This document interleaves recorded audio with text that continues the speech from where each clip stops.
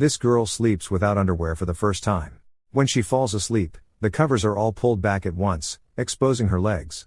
In a trance, the girl is about to get up to check. A large hand grabs the girl by her hair and pins her to the bed. He was the girl's real father. The girl said, "What was wrong?" The father didn't answer. He looked up and down Mary's body, a look of greed and desire. He lowered his head again to stare at his daughter. "My daughter has grown up to be a big girl." The poor girl was terrified, her body trembling slightly. The father loosened his daughter's hair a little. He touched her face, tears slipping from the corners of her eyes while the girl thought something was going to happen. The father turned and left, leaving his daughter alone, unable to speak for a long time. The next morning, the mother was cooking. Mary sat dumbly by inside. She wondered, should I tell my mother about last night? Her sister came downstairs. Her brother came to the table, but the girl's father sat down happily. It was as if nothing had happened last night. Mary remembered how horrible her father had looked last night, but now he was back to his normal self. Mary got up and laughed. The family was puzzled. The mother slammed the casserole on the table. This made them even more confused. The mother twitched and gulped down food. It was as if she hadn't eaten in days. These bizarre movements put the family in a state of fear. The brother spat out the food and said it was too salty. The mother grabbed the leek box and shoved it into her mouth like a madman. What is happening to this family? Ever since they moved into the cottage, the family's life has been getting weirder by the day. Neighbors have created bizarre statues in their yard. Skinless animals appear out of nowhere in the morning, and a father wanders around in the middle of the night. The woman is eating more and more badly. She hands the food to her son, but the son refuses to eat. He looks to his father. The father says, if he doesn't want to eat, don't eat. The woman's eyes become extremely cold. She spills the food on the table. Then she pushes the plate away. The children shudder in fear. The woman becomes more frantic. She shouts in a frenzy of agitation. "Little bastard, don't you know how to be grateful?" She looks fiercely at her son. The son and the children are so frightened that they cry out. They had no idea this was just the beginning of their nightmare. The girl is bathing in 100 degrees hot water. She doesn't even know it, turning off the water valve and wiping the mist off the glass. Her twin sister startles her. The sister instantly puts her face up to hers. It was just a joke. The two return to the bedroom. The girl tells Mary about her father coming to her room last night. Mary doesn't believe her. At the same time, her father opens the door and comes in. The two of them rush to hide. The father had heard everything they had just said. Not only does he start questioning his daughter, reaching into his pen and pulling out a wallpaper knife, he slashes out a whole blade and approaches the two. Mary pushes him away just in time. They run as fast as they can. The father suddenly appears in front of them, grabbing Mary by the hair. He stares at them for a moment. Then he throws Mary a few meters away. Mary falls hard on the stairs. She faints and looks at Mary and then at her father. She rolls and runs as fast as she can. As she runs, she looks back. Her father doesn't come after her. He walks to the storage room. He grabs a large hammer and walks out. At the same time, Mary wakes up. She has lost sight of her sister and father, so she starts to look. Suddenly, she feels someone behind her. Slowly, she turns her head and looks. Her father raises his hammer and hits her hard. A shout saves Mary. She grabs the stainless steel pan, hitting her father on the head once. No harm done. The father raises his hand and smashes the hammer into the door. And the next thing you know, the same sound as her father came from downstairs. It was the father himself. A man drops the hammer and walks back into the room.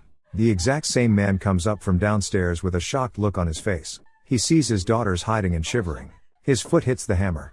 He sees a big hole in the door of the room. He asks if they had fought, but the two dare not answer any of their father's questions. At that moment, the youngest brother comes out.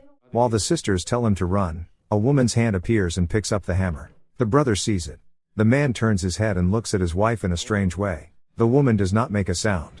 Slowly, she walks towards him. She raises her head and suddenly attacks. The second and third hammers all fall short.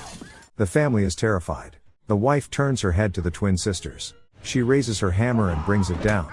The father has no time to think and holds his wife in his arms, but she pushes her away. The woman smiles strangely, looking at the family in front of her. She withdraws her smile and turns her head away.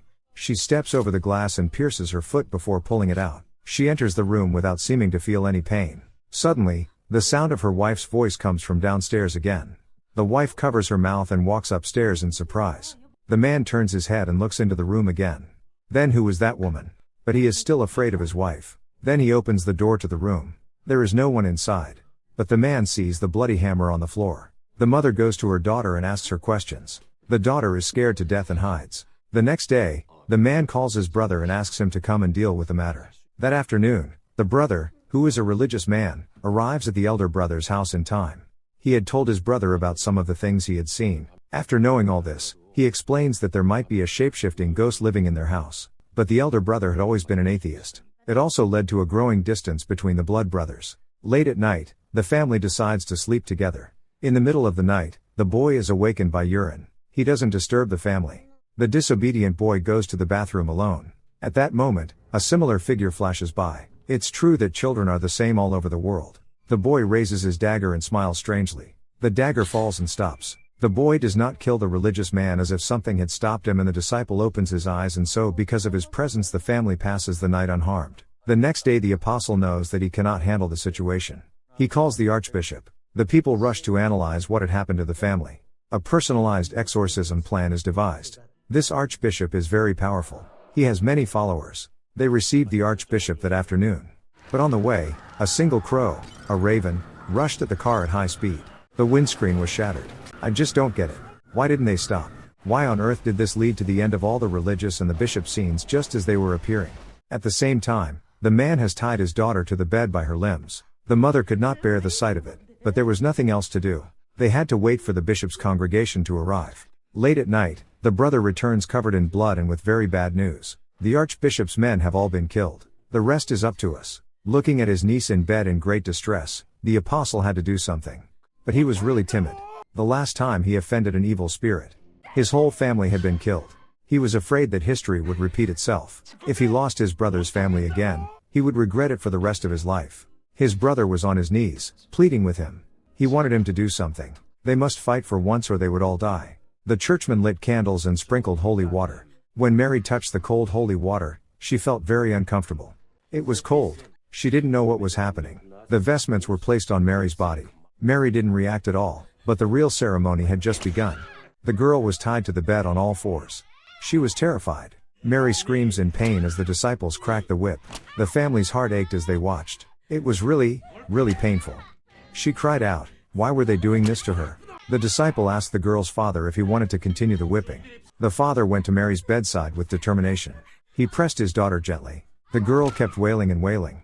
The apostle took out a spell and placed it in front of the girl's belly. With the girl pleading, the disciple continued the ritual of exorcism. The wood struck Mary's body, but it hurt the father's heart. The disciple changed to a willow and continued the whipping. The girl was losing consciousness from the pain.